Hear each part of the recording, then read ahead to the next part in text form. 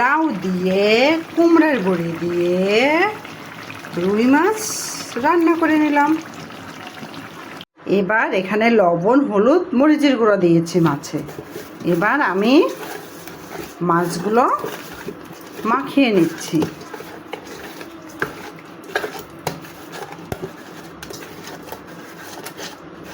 ভালো করে লবণ, হলুদ দিয়ে আর মরিচের গুঁড়া দিয়ে মাছগুলো মেখে নিলাম।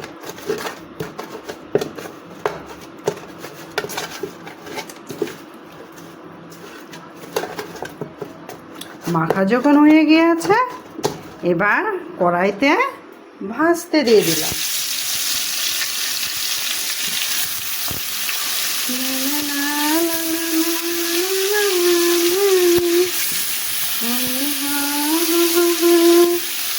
এই কয়টা থাকুক, পরে আবার দিব আর কয়টা। মাছগুলো ভাজা হয়ে গেল।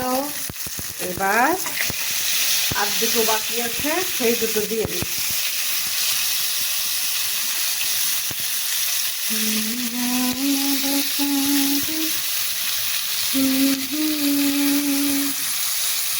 এগুলো এবার নামিয়ে নেব। যেগুলো ভাজা হয়ে গেছে সেগুলো নামিয়ে নেব। কুমড়ার বড়ি দিয়েছিলাম কড়াইতে, দিয়ে কুমড়ার বড়িগুলো ভেজে নিলাম। এগুলো মাছের ভিতর দিব।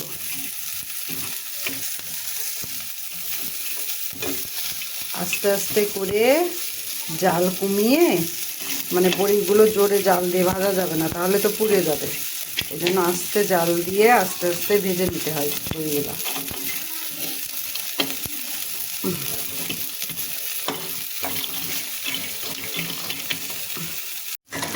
এখানে কাঁচামরিচ দিয়েছি, তেল দিয়েছিলাম, তারপরে কাঁচামরিচ দিয়েছি, তারপরে জিরে, কালো জিরে দিয়েছি, দিয়ে আমার কেটে রাখা লাউগুলো দিয়ে দিলাম।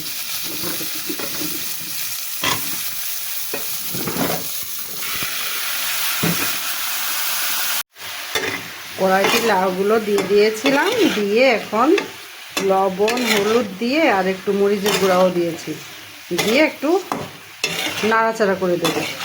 বেশি নাড়াচাড়া করবো না, আমি লাউ বেশি ভাজি না, কারণ লাউ অল্প ভাজলেই খেতে ভালো লাগে।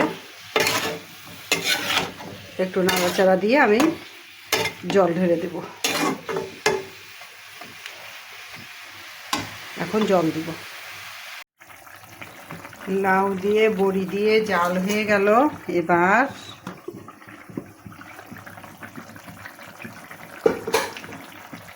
লাউ দিয়ে বড়ি দিয়ে জাল দেওয়া হয়ে গেল। এবার আমি ভেজে রাখা মাছগুলো দিয়ে দিলাম।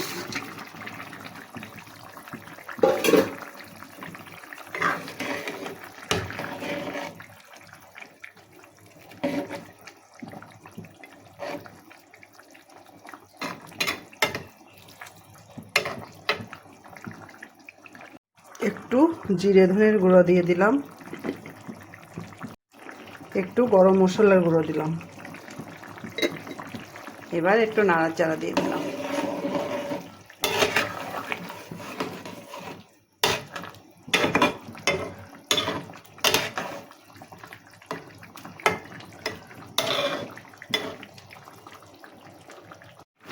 লাউ দিয়ে কুমড়ার বড়ি দিয়ে রুই মাছ রান্না করে নিলাম।